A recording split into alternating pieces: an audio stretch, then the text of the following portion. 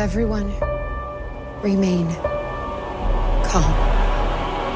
Yeah, that's how it always starts. But then later there's running and screaming. Somebody talk to me! What is happening? Welcome to Jurassic World. You're listening to the Jurassic Park podcast. You want to consult here or in my bungalow? Hold on to your butt. Well, we're back. Hello, and welcome to the 8th episode of the Jurassic Park podcast. I'm your host, Brad Jost, and we're here to discuss all things Jurassic Park. In this episode, we have a bit of news and box office numbers to catch up on, as well as an in-depth discussion on the Indominus Rex with new friend of the podcast, Matt Parody. And we'll finish up with some listener emails. There's a few topics we can get into. First, we created a Flickr page where we'll feature pictures and video that pertain to the Jurassic films, cosplay, Comic-Cons, toys, and anything related to the podcast.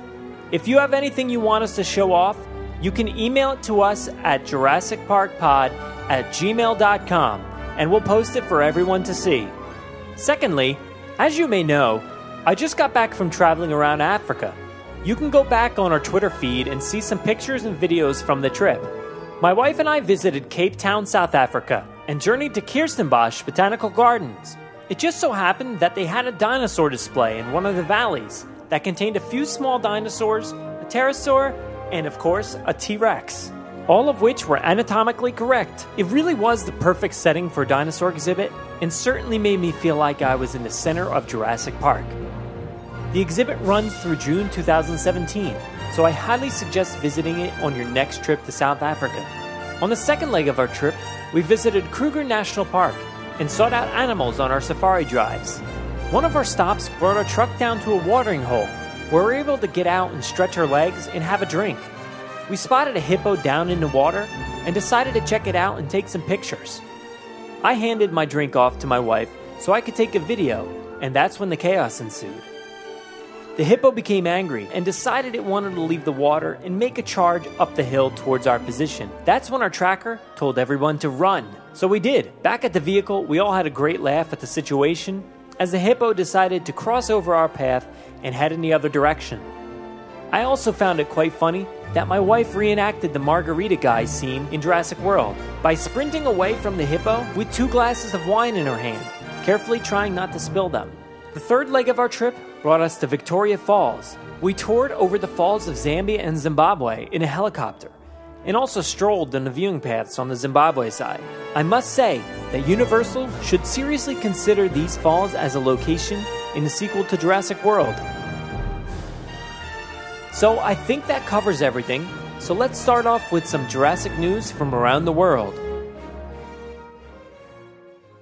18 minutes and your company catches up on 10 years of research. Access rate program. Access review security.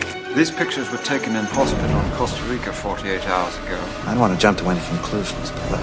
Boy, I hate being right all the time. Today, I guarantee it. It looks like Hasbro's stock has hit record highs as people are scooping up toys related to recent hits such as Jurassic World and Frozen. They mention that children have shifted away from physical toys and moved towards the digital realm. But at least for now, Hasbro stock remains high due to the huge success of Jurassic World. Let's hope this means a better second wave for Jurassic World toys, and one that resembles the original run of the Jurassic Park toys from Kenner.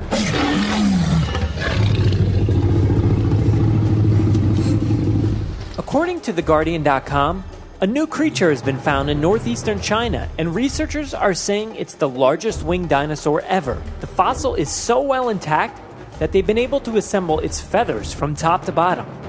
The Zhenhuanlong is very bird-like and sprouted full wings, but was most likely not able to fly. Researchers are still perplexed as to what evolved the dinosaurs into having wings like the Zhenhuanlong. If not for flying, then possibly for mating displays, protection, or warmth. In a strange revelation, since the article mentioned a newly found cousin of the Velociraptor, articles have been spreading across the internet, denouncing the portrayal of Jurassic Park saga. Like the article I found on Time.com, they mention how they hate the portrayal of raptors as scaly brutes. I think the articles like this are missing the point that even Jurassic World itself pointed out. Dr. Henry Wu pointed out the fact that these creatures look much different than their real-life counterpoints. And it's been known for a long time that raptors were smaller and had feathers. So in my little rant here, I'm just a little confused as to what these articles are getting at. Of course we know these are genetically modified creatures, so we never expected them to be exact replications of the real thing. Maybe I'm just angry at these writers for thinking they've came up with an original idea about raptors having feathers, only to realize everybody else on the internet has said the same thing since the original came out. Oh well, I guess that's my rant for the day. And since I've been gone for 2 weeks, I didn't get to cover any box office news. After 3 weeks at number 1, Jurassic World, which easily beat out newcomers Terminator Genesis and Magic Mike, was taken over by Inside Out, which rightfully deserved the number 1 spot. That was for the weekend of July 3rd through the 5th. The following weekend, the 10th through the 12th, featured newcomer Minions, which has a huge following, and grabbed the number 1 spot, with Jurassic World coming in at number 2. Minions took in $115 million, while Jurassic stuck around with $18 million. This weekend, in Jurassic World's 6th week at the box office, it finally fell to number 5, behind Ant-Man, Minions, Trainwreck, and Inside Out respectively. It still managed to take in $11 million, despite decent money being made by the other entries. Right now, Jurassic World sits at $611 million domestically, and $1.5 billion worldwide in 38 days at the box office. Those are some seriously impressive numbers that have garnered the number 4 spot on the all-time list. I'm sure it will stick around in the top 10 for the rest of the summer, and continue past the Avengers at number 3 on the all-time list, where it will stay until probably about December.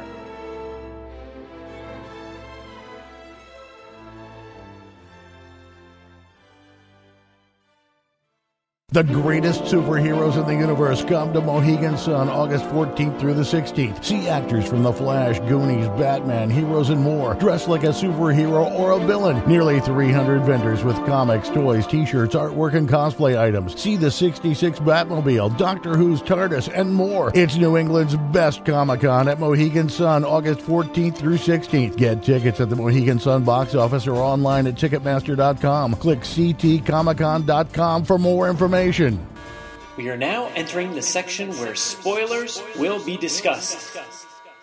I suggest you stop what you're doing and leave now.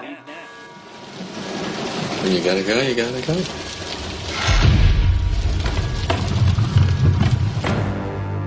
Let's open up the doors to the Visitor Center, where Matt Parody and I will discuss the Indominus Rex.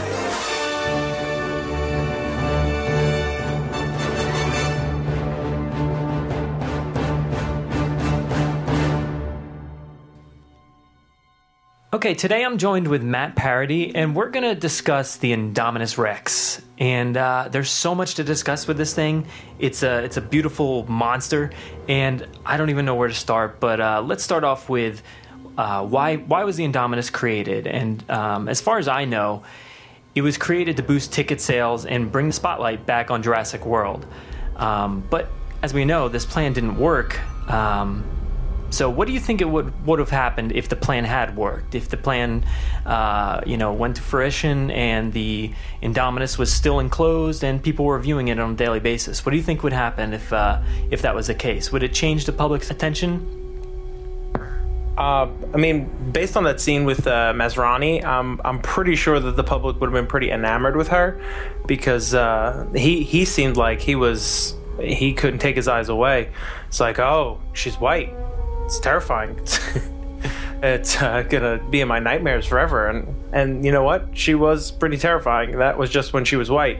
And he didn't even know about the color changing or any of that nonsense. Yeah, exactly. That got even weirder. Now, my concern is, I feel like if that thing is enclosed, you're not going to see its full potential like you did when that's roaming around the park, just destroying everything. And obviously its aggression is, out of control while it's roaming around. But if it's in a cage, just in that paddock like it was, is it going to scare everybody? Is the color and the spiky skin and all that enough to scare the crowd for a sustained amount of time? I mean, I think they do the bait technique they did with the Rex, just to have her hunting something. I feel like they had a raptor training facility. I feel like they would have figured out a way to get her to do something that would bring in money. They were just upgrading the paddock for the time being because she was getting bigger and the walls couldn't hold her and she was getting stronger. So it was a concern, but that wasn't, I don't know, we don't know if that was going to be her final destination, her final home. If you look at the scene from the Rex enclosure and then the scene from the Indominus enclosure, they're similar, like that tube thing that they were watching in, but the one in the Rex enclosure was so much more detailed. It looked like a tree and it was all lush inside. Hers was just like walls around whatever area she was in. Had nothing, no pizzazz, no nothing. It was just like, this is where we have her because we don't know what we're dealing with because we made a dinosaur. Yeah, exactly. I was wondering the same thing because it was so raw. It wasn't like a nice, pristine enclosure. And I also wondered, how are they going to get all the guests out there? Because they took the helicopter out there. And I didn't know if they would have to run another monorail out there or take people out in Jeeps or something. But yeah, that was definitely a good question and a good point by you there. So... yeah, I thought it was more like a dog kennel, like a transitionary time. Mm-hmm. Like before she gets moved to the kitchen with the barricades, she's in the kennel because she can't hold her bladder overnight. You know what I mean? Yeah, definitely. I think you're right because it definitely needs some more substance than just generic concrete around the whole thing, and even in the center where they were standing. Like it was just so raw. So I think you're definitely on the right page there. Now, one of the things I was wondering, how are they going to entice people to keep watching? Even if it is scary at first, it might not be in a few months. So I was wondering, maybe they need to tackle different routes and maybe put in something like even a shark cage, something that you would put a guest in to kind of create a new entire experience. I think they'd need to do a whole hell of a lot of research before doing that because... we saw how that kind of worked out in the raptor cage and with the mosasaur. Like, I mean, we saw the park at its peak and during an experimental time when it was doing some weird. So I would hope that should she have not escaped and ruined everything, they would have gone through a lot of testing and seeing what works and what doesn't work before. Doing something ridiculous like putting in a shark cage or a chainmail suit for people to rent and walk around with her. Yeah, I could see this place, going to the extreme after it's been 10 years at that point. So what if it gets to 20 years? Are people going to be so completely bored that they need something like that to help them escape? But as far as we know, we didn't get that far because she escaped and created a little bit of havoc on the island there. So just a little bit. Like, I mean, there was times when it was like, oh, this havoc is a little bit too much, but then it settled back down to just regular. Yeah. This is all sarcasm, by the way. Yeah, the playing field evened out at the end a little bit. So yeah. Now, I was looking around the Jurassic World website, and they have the website where it's intended to be like a real legit theme park website, so you can kind of peruse the different sections and read about the dinosaurs. And they actually do have a section on Indominus, and a few things I picked up were they actually revealed some of the GNA or the gene traits from it, but not all of them. They said it was hybridized Carnotaurus, Majungasaurus, something called a Rogups, and also a Giganos. This one's a hard one to say. Giganotosaurus. Are those all theropods? I believe so. So yeah. I mean, they're all they're all in line with T-Rex. Mm-hmm. So I could see mixing all those together definitely creates the aggression aspect of Indominus. Right. But go ahead. Yeah, go ahead. Oh, I was going to say the website just carefully leaves out the fact that it is that's based off T-Rex, cuttlefish, tree frog, and of course raptor. I think they did that because it was mentioned in the movie. Mm-hmm. like I haven't seen. I can't mentally recall the skulls of those other theropods you named, but I can't attest to this 100%. But her jaw, to me, was more akin to a crocodilian in the fact that her teeth were exposed when it was closed. Mm-hmm. So I feel like that was involved in some way. But then again, one of those theropods could have had weird crocodilian-like jaws. So yeah, exactly. I can't say for sure. Mm-hmm. Yeah, but yeah, no, she was definitely a carnivore, and she was always going to be a badass. That's a moot point. But the fact that she was a hybrid of something that doesn't exist, and she was raised with no interaction with anything alive except food was the issue. Mm-hmm. She had no socialization, and she was a creature that shouldn't exist. It was a bad combination. Yeah, the website also points out some little tidbits that it was 140 to 160 decibel roar, which is the same as a 747 taking off, and it can also reach the speeds of 30 miles per hour in its enclosure. So I don't remember in the movie specifically. I don't think they said how fast it can actually go outside of the enclosure. But I don't think it was probably much more than 30 miles per hour there. Yeah, no, they never clocked her. And it didn't matter. She was more an ambush hunter. Yeah, exactly. She was more, when she wasn't butchering things, she was more an ambush hunter because of her, I couldn't even imagine, like, being in this thing's body. Like, not having any, like, because the thing is with hybrid creatures is their instincts don't match what their body can do. So they're living in like a state of confusion. Yeah, I really think you got that from the movie because she does seem really confused, and whether she's bad or not, she's just venting all this rage. Yeah, and no, all she's this definitely hybrid, it just creates that. Yeah. It's just like if you look into raptors today, falconry raptors, they do hybridize them, and you can get a hybrid like red-tailed hawk bald eagle if you wanted as a hunting partner. So that creature doesn't exist in nature and potentially could have contradicting instincts. Wow, yeah. So it's a curveball what it's going to do. Same thing if you think of a liger or a wolf dog. Yeah. All these things exist and are hybrids. They're not made in a test tube per se, but they are hybrids and they exist, and they do have this whole some of them come out and they're fine. They're only one, of whatever parent's instinct, so it doesn't matter. But some of them come out and they have flare of this, flare of that, because that's the way blood works. Yeah.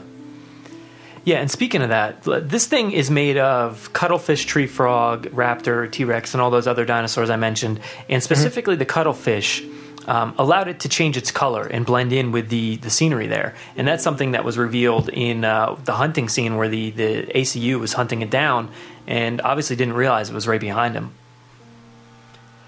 Yeah, exactly. That scene was awesome.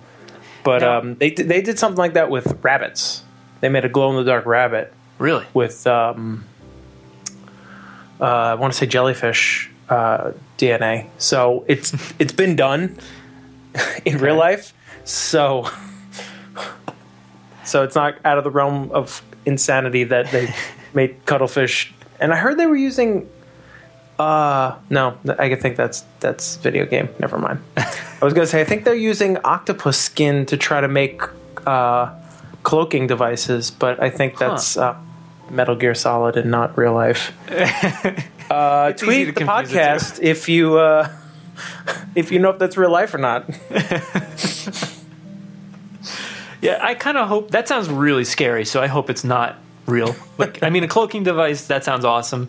Yeah. But I don't know if I don't want any kind of octopus on me or anything like that. I don't know what it is. So yeah, exactly. But this thing, it's got the cuttlefish, which helps the color change. It also has tree frog DNA, which helps it to adapt to the tropical climate, so Dr. Wu says. But it also helps it change its infrared output and helps it deceive the sensors that are in the paddock there. Yeah. Now, do you think that's... Go ahead. Yeah, I was going to say, I don't know if he did that on purpose or not. Yeah, that's what I was going to ask. Does it seem like he or she learned that trait, or was it just instinct, or did it happen by mistake? Or I feel like it was part of instinct, Like, because I feel like she wasn't just in the trees. She was also cloaked and was, I mean, for lack of a better word, we'll use Dragon Ball Z term, she was suppressing her power level so she couldn't be picked up. Yeah. You know, that I feel like it was all part of the same emotion for her, the same thought. So she's doing that, and I think that he did it on purpose, but he, you know, said that he did it for another reason. But now that we found out that he's got this whole, like, military contract going on, which is awesome, we know that he has all these ulterior motives. So the fact that the infrared sensors couldn't pick her up is super just, the military would definitely be interested in this. You know, he acts a little shocked when Masrani tells him all these traits that are popping out, but I just don't buy it. I don't buy that he's shocked by any of it. No, he was always kind of weird, but in this movie he was definitely suffering from God complex. Yeah, I definitely think you're right there. And I'm so confused about the connection with InGen as well, because I feel like at the same time, InGen's a security company. They're doing their job. Hoskins, you know, he's definitely just an evil dude. He's not right. There's something wrong with him. But you assume that they're working together for this. But is there a chance that maybe there's like a Hydra division, you know, like from Marvel? Like, is there a Hydra division of InGen that's kind of working against the real InGen, you know, to steal this DNA, or to, you know, even start up a new company, or from the books, the old company Biosyn? You know, is there any chance that any of that's at play? I mean, it's either that, or it's like a Batman Begins thing with like an R&D department that is almost entirely wholly outside of the, you know, main body of the company. Like I have my friend owns a company, and his part of the company is like the R&D. He says if the company goes bankrupt, he can still exist because of the grants that his portion of the company brings in. Okay. So it's I kind of think it's like that. Yeah. Like they have all these contracts going on for the military, clearly, and that's what excuse me, they're working on. Yeah, and obviously InGen has survived way longer than it should have. I don't know how it's still around after, you know, all the mess it's created, like around the world even. I mean, humans are stupid. We forgive, we forget real easy. I mean, truth be told, if there was an island with dinosaurs and they killed the last people that were there, and I had a chance to go there, you couldn't stop me. You could show me the footage. You could tell me that I'm not going to get within 5 feet of this place without dying. I would literally be buying my plane ticket right now. You could not dissuade me in any way, shape, or form. Yeah, that would be a really tough call. Like, obviously, you want to still survive, but yeah, I would try to survive. I'm not gonna go like a lamb into the lion's mouth. But I'm just saying, I'm going. This is real. Book it. Yeah. Go to Orbitz, Dinosaur Island, search, click. Now, going back to Dr. Henry Wu, now we come to the conclusion that, you know, he did this on purpose, or he created this dinosaur the way it was on purpose.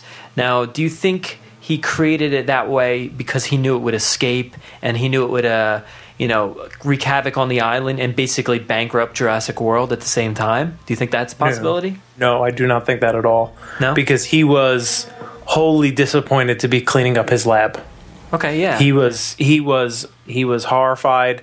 He was not at all expecting to do that, because they came in with the super cooler to take out the supposedly raptor, maybe Indominus Rex embryos away safely. So he didn't even have that as a failsafe. You know what I mean? Mm-hmm. Hoskins' team came in with that, packed them up, and left, and just happened to grab Wu with them.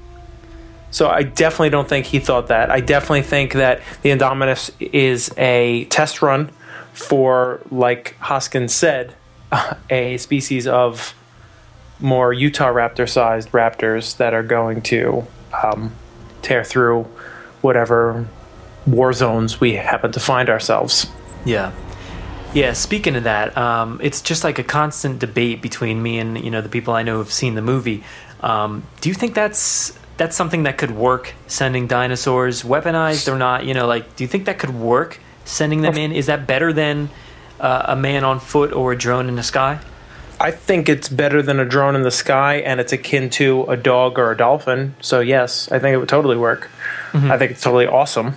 I don't know how far they're going to go. I don't know if they're going to go total Dino Riders. I don't know if you're old enough to remember or love Dino Riders. Yeah, but I hope that would be ridiculous. I'd watch it. I mean, I'd watch it. But of course, yeah. I feel like it's more going to be the movie Max that just came out. Yeah. I feel like it's more going to be like Blue, like we could rename that movie Blue and just put Blue as the star instead of the German Shepherd. Oh God, that's what I more think it's going to be akin to. I'm never going to forget that image now. Oh. I'm glad. This is what I'm trying to do. Yeah. Now, Hoskins mentioned he does want to send in a fraction of the size, Indominuses into battle, and. Yes. Whether they have just a camera on them or I'm sure you've seen images of dinosaurs attached with all kinds of guns and whatnot. Yeah. Long term, is that something that really works? Because I feel like you have a drone, whether you're accepting of drones or not in battle, but like you have a drone that can go in and just basically take out whatever it wants. And then you have a group of raptors. Maybe, I don't know how many he intended on sending in, but, I guess you wouldn't even really need a lot. But you could send in a few and take out a bunch of people quietly. But you still chance civilian casualties, I would assume, unless they train them to the point where there's no chance of that. I still feel like it's a really hard sell, especially if, you're going to go to the United States military and be like, hey, look, we're going to replace your drones with these dinosaurs. Mm-hmm. I still feel like it's a hard sell. Yeah, no, it is a hard sell, but you got to think of the how technology is progressing and how it's leaking out everywhere, and you also have this biotechnology also coming out. So think of the dinosaurs more as a biotech than a beast of burden. The drones are working, but when the people we're fighting are no longer terrorists who don't have the best technology. Think of like perhaps a war with China, where we're on equal footing. In terms of like technology, they'll drop an EMP, and then there go the drones. Yeah. But the Raptors still work. Yeah, that's definitely a good point, because they did sort of mention that when all this technology goes to hell, we'll still have these Raptors here. Yep. Yeah. No, I just remembered that scene now that you said it. Yeah. Yeah.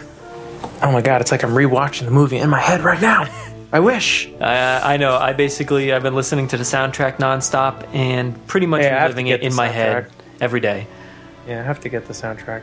Yeah, it's pretty amazing. I mean, I feel like it maybe doesn't have a huge impact while you're watching the movie, but when you're listening to it on its own, it's really awesome. Mm-hmm. No, it is awesome. Yeah. Now let's go back to the Indominus again, and let's talk about the appearance a little bit, because it's definitely something we haven't seen in the Jurassic Park world. Obviously, it's white, and I don't know. I mean, I guess the cuttlefish gave it the color white, but I'm assuming that's its natural color. And even though they say, oh, it's white, I really didn't get a huge vibe of, wow, that's white. Like in the movie, I was like, oh, I guess it's white. It's more of like a gray or some just muddy looking color that I couldn't describe. think of a white dog. Think of anything you've seen that's white. It's not wedding dress white. Yeah. It's as white as an animal can be if it's not kept in a clean room. Yeah. So she was white, and they designed her that way to be white. Yeah, that's simple enough. I mean, they're mixing genes to make an animal. I assume the color is the easiest thing. I mean, you can pick your child's eye color today. Yeah, I know, that's crazy. So I don't think them making her a white dinosaur was the biggest deal. Yeah. Now, yeah, I do wonder. Yeah, actually, did they do that on purpose, create that color, or they did just kind of scare everybody? Yeah, he said that. Did he? Yeah, Masrani said that. He goes, "Oh, she's white." He said, "Well, we thought that would test the best." Oh, yeah, you're right. Yeah. What her sister might not have been. That's an interesting thing. Like maybe her sister was black, or maybe her sister was white as well, or maybe her sister was more natural colored. But we'll never know that. They didn't even show a little bit of her. Yeah, I think you just got the claw, right, or so. No, well, I think the claw was her. I think the other egg just cracked a little bit. She's the one that came out. There was one that cracked, and I think a little bit of a claw maybe came through, but the other one, they focused on the eye and the claws coming out. Gotcha. So you could definitely tell that she was the stronger one right off the bat, Yeah. Now, it also has something called osteoderms across the body, which is basically the armor scales. It's something that like an alligator or maybe even an armadillo would have on it, Well, that's what I thought. That's why I thought she was part Allosaurus, because Allosauruses are thought to have had those. Okay. And they also are thought to have had how she had like bony plates like on her head, like above her eyes. Yeah. But then you said Carnotaur, and I was like, oh, okay, that makes sense. And they said, and I think they think the Carnotaur also would have had those little bony protrusions, those, like, spikes. But then again, the mouth, the crocodilian, it could be that. Yeah, that mouth is out of control. Like the spread that it gets as it's opening up and just going to swallow somebody is out of control. And it's she's so definitely much more she's intimidating. definitely part snake, because she was trying to swallow that gyrosphere. Yeah, I think you're right. Yeah. Which I don't know. I was watching this movie and I'm like, how many dinosaurs did they say they have? 15? There are so many dinosaurs I want to see at this park. This is ridiculous. They're not doing their job. Someone needs to go out there and find more blood. Yeah, definitely. Especially, I think in original Jurassic Park, you got Dennis Nedry going through the embryos there, and there's so many different kinds of embryos. He only picks and chooses a few, but there's got to be more than 15 even on that shelf alone. Yeah. No, there was a lot of embryos. Yeah. And speaking of embryos, I know on one of your last podcasts you were talking about the Barbasol cans. Yeah. My wife actually got me both Barbasol cans. Oh, nice. So I have 2 Barbasol cans, but one of each. So I'll be using them and then saving the cans. Okay, yeah, that's what I was wondering. I didn't know if you take it out first, or just put it up on a shelf instantly. I'm not gonna. I don't know if it sits there. What's gonna happen inside? I might as well use it and have a clean, mostly clean can. Yeah. To keep forever and ever. Yeah. Yeah, that's probably your best bet. It's like that's my plan. It's like if you want to buy the cereal with. I think I actually do have a Jurassic Park cereal. I don't know. It was from the Lost World, actually. I don't know if there's still cereal in there or not. That's a good question. It could just be the box. Yeah, there might be some like mouse holes or something in it now from eating out that cereal. I don't know. Maybe. But maybe. So back to Indominus. It also has a bunch of horn-like features all across the back, and we mentioned the spikes and stuff around the eyes and everything.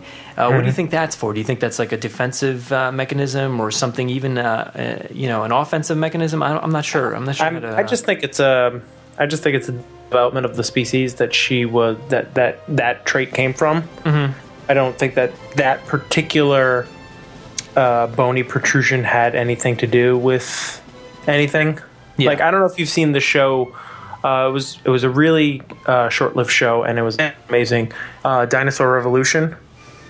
No, I haven't. It was a 3-episode thing where they just did like really special case dinosaurs. Okay. And it was really cool. And one of them was this really weird dinosaur that had a like frill that grew out of his head, but not like in an aerodynamic fashion, like reverse.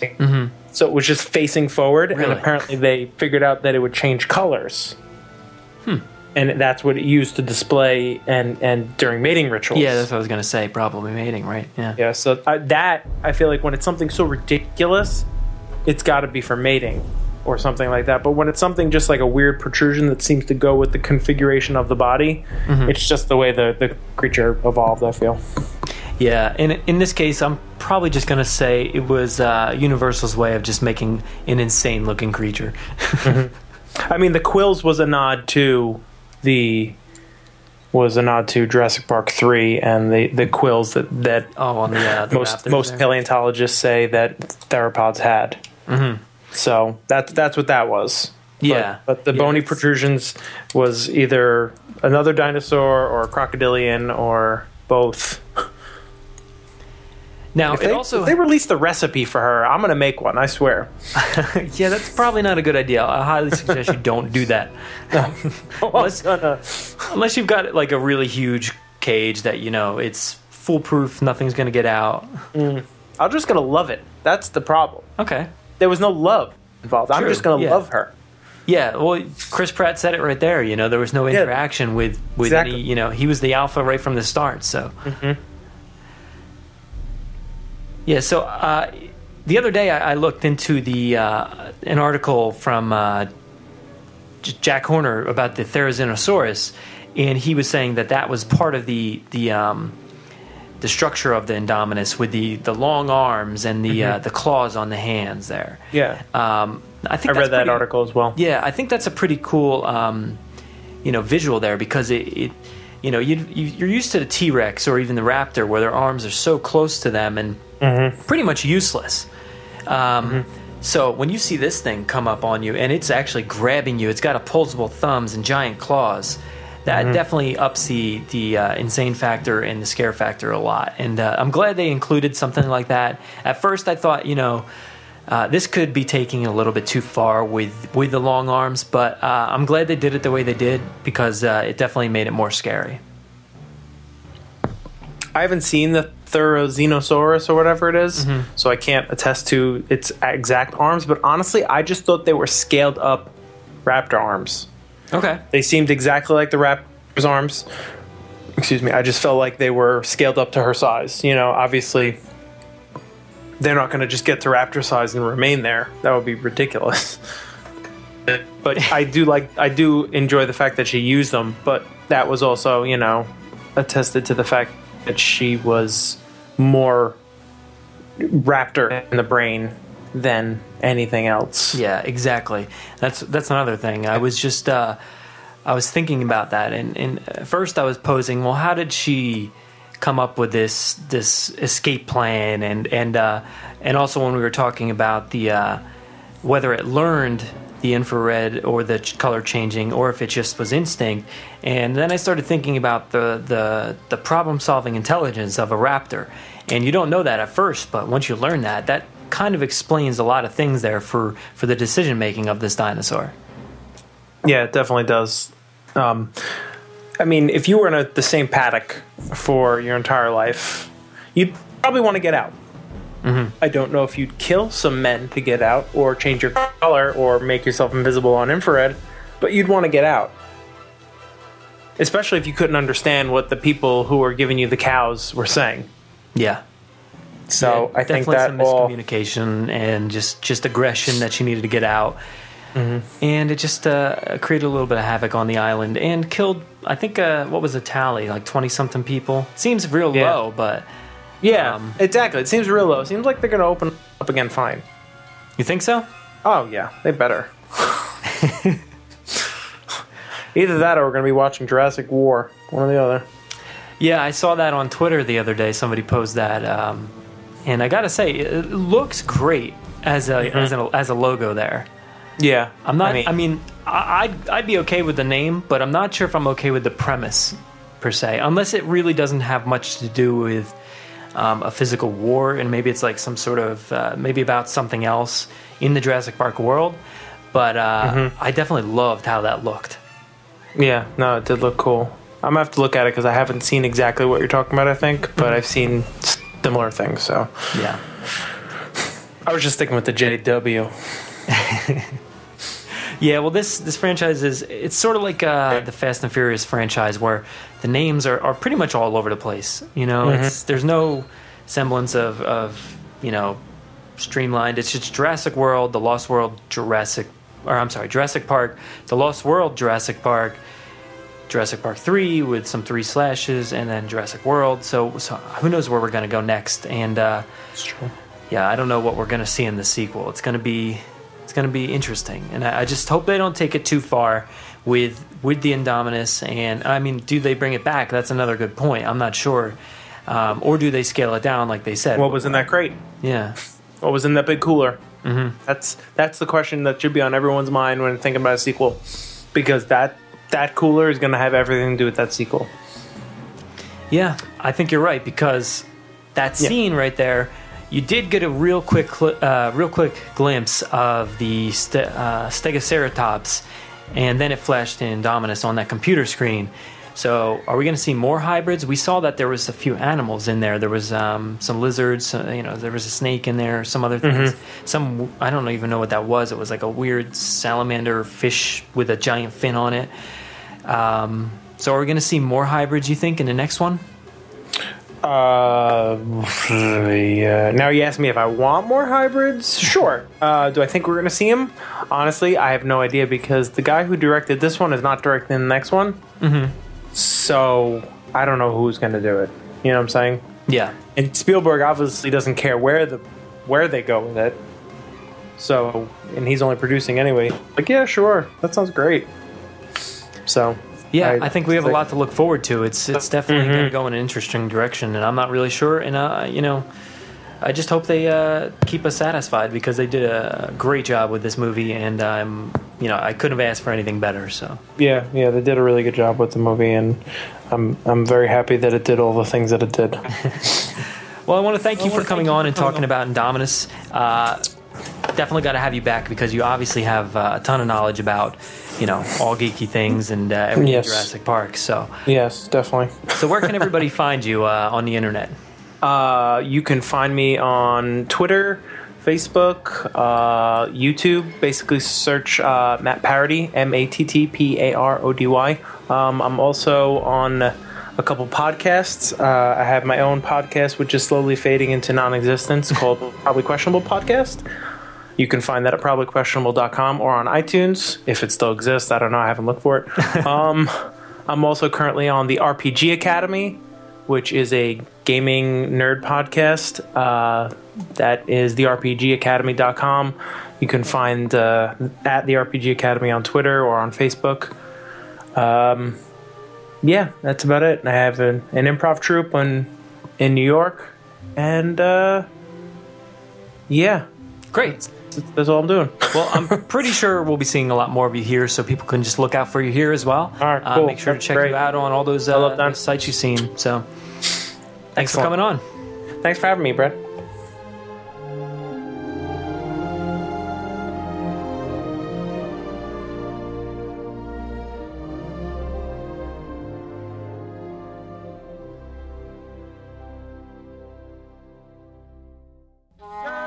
I'm not a computer nerd. I prefer to be called a hacker. Aren't you supposed to be a genius or something? I can't get Jurassic Park back online without Dennis Nedry. Incorporating all the latest technologies. We shouldn't be here. And there's 5 dinosaurs. How many Sarahs do you think are on this island? So, I got a couple listener emails this week, and the first one is from Jeff Deldana. He says, "Hey Brad, love the show. In your most recent episode, you discuss more Easter eggs. You bring up the fact that the T-Rex in Jurassic World is the same one from the original Jurassic Park, but that you thought there wasn't anything in the film that specifically indicated this, aside from the scratches on her neck. There is, however, another telling clue. When Zach and Gray enter the T-Rex viewing area, a female voice can be heard over the loudspeaker, explaining that this Rex has lived on the island, Isla Nublar, for 25 years. I hope this info helps. Keep up the good work." Well, thanks for the great feedback, Jeff. And of course, we appreciate anyone calling us out when we misstep. This time, though, I'm not too sure. I checked into that scene with Zach and Gray entering the T-Rex paddock, and I didn't hear anyone saying anything over the loudspeaker about the T-Rex's age. Maybe this occurred in a different scene and we just missed it. I'm not sure. So if you or anyone else has any more detail on this, let us know. We'd love to get to the bottom of this. Thanks for the input, Jeff. The next email comes from Andrew Rivera. He says, "Hello, Brad. I was wondering if you can do a segment on your show where you talk about Jurassic Park Operation Genesis. Talk about things such as your favorite dinosaur in the game's music, the fun memories playing it, and what you would like to see if they made a Jurassic World Operation Genesis." Well, Andrew, I love the idea, and I'm going to look into getting somebody on the podcast who can have an in-depth conversation about the game with me. It would be great if we could spark some interest in that idea and maybe get some more listener feedback on the game. Thanks for the idea, and we'll definitely cover that soon for you on the podcast. As far as a new version, I don't really see it happening anytime soon since they have Jurassic World, the game, out for mobile devices. I doubt they'll push the envelope any further in that corner of the market because it essentially covers the same ground. But who knows? Maybe they'll surprise everyone. I would certainly enjoy a new park builder that lets you do more than place a paddock and collect coins. Thanks, Andrew.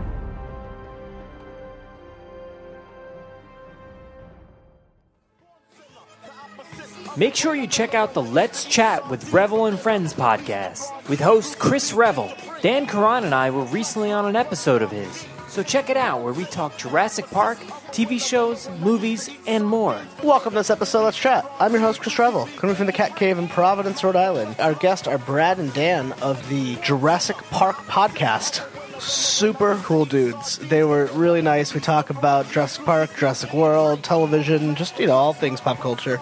I was listening to your podcast on my way to work this morning as well, and now do you guys talk about the second and third Jurassic Park movie at all in your podcast? There's some strange hatred for somebody who created a whole world that you love.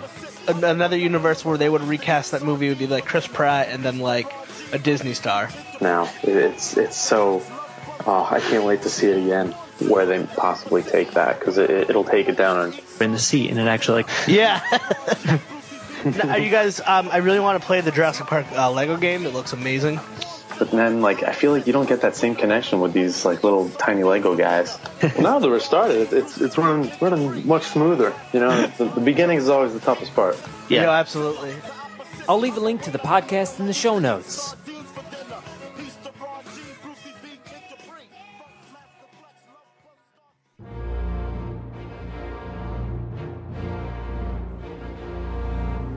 Thanks for listening to the 8th episode of the Jurassic Park podcast. I'd like to thank Matt Parody for joining me to discuss the Indominus Rex, and also you, the listeners, for submitting emails. I'd also like to thank everybody who's given a great rating on iTunes. You've helped us to become featured on New and Noteworthy for iTunes podcasts. So if you haven't yet, you can do us a huge favor by giving us a 5-star review on iTunes. It will seriously help us build our rankings and make it easier for fans like you to find us. If you want to get a hold of us, you can tweet us at Jurassic Park Pod, or you can email us with any news stories, MP3s, news segments, pictures, or comments at JurassicParkPod@gmail.com. Thanks for listening and enjoy.